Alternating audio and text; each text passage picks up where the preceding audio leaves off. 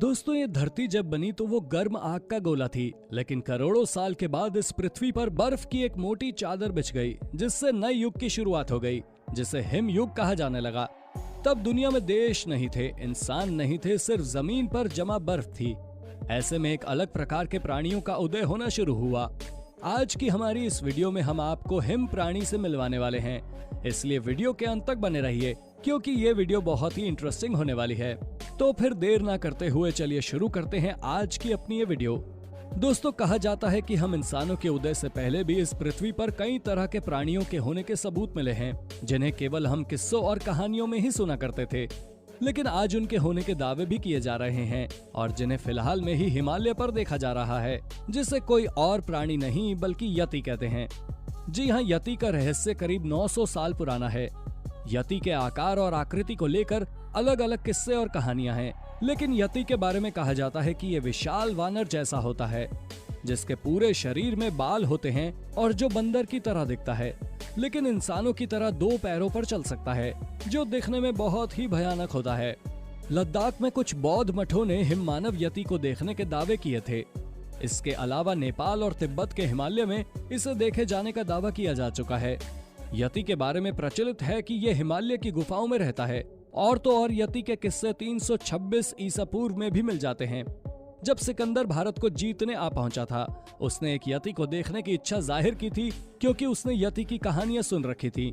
हालांकि उसे यति देखने को नहीं मिला। अब आप सोच रहे होंगे कि हिम युग आया तो आया कहां से?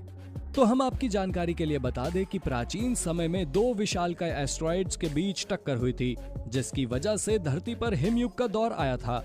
ये हिमयुग करोड़ों वर्षों तक रहा था, जब कुछ रिसर्चर्स यति को पोलर बेयर की प्रजाति से जोड़ते हैं, जो करीब 40,000 साल पुरानी बताई जाती है, जबकि कुछ का मानना है कि यति लू की ही एक प्रजाति है, जो हिमालयन रेंज में पाई जाती है। ये बात है करीब 50 करोड़ साल पहले की, जो कि डायनासोर के समय से सदियों पहले की बात है।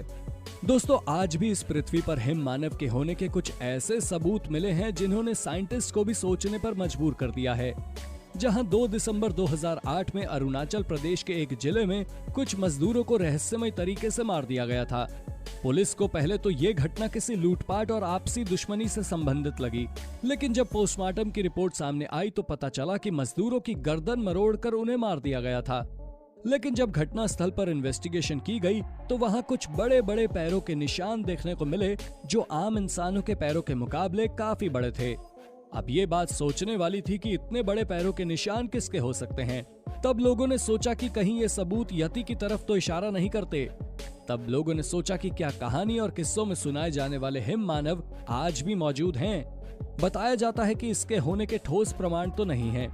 अगर दंत कथाओं की बात सुने तो ये पल भर के लिए दिखाई देता है और तुरंत ही गायब हो जाता है, लेकिन ये इतनी जल्दी जंगलों में कहां गायब हो जाता है कि ये आज भी रहस्य बना हुआ है।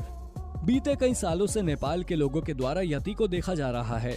जिन्होंने यति को देखा वो लोग यति को बंदर की शक्ल में मैच करता हुआ बताते हैं, जो कि दिखने में बिल्कुल किसी प्राणी की तरह ही होता है, जिसकी लंबाई 7 से 9 फीट बताई जा रही है और इसका वजन लगभग 200 किलोग्राम है, और ये इंसानों की तरह 2 पैरों पर आसानी से चल भी सकता है। असल में जो फोटोग्राफ मिली है वो सबसे पहले एक पर्वतारोही के द्वारा दी गई। इसके वाकई में होने के प्रमाण 1832 में मिले, जब एक पर्वतारोही BH हॉजसन नेपाल के पहाड़ी इलाके में ट्रैकिंग कर रहे थे। उस वक्त उनके गाइड ने एक विशाल प्राणी को देखा। इतना भयानक था कि जिसे देखते ही गाइड वहां से भाग गया, और तब इस भयानक प्राणी को यति का नाम BH हॉजसन ने दिया था। उन्होंने बताया कि इस प्राणी के पैर आम इंसानों से काफी ज्यादा बड़े होते हैं, इसलिए इन्हें बिग फुट भी कहते हैं।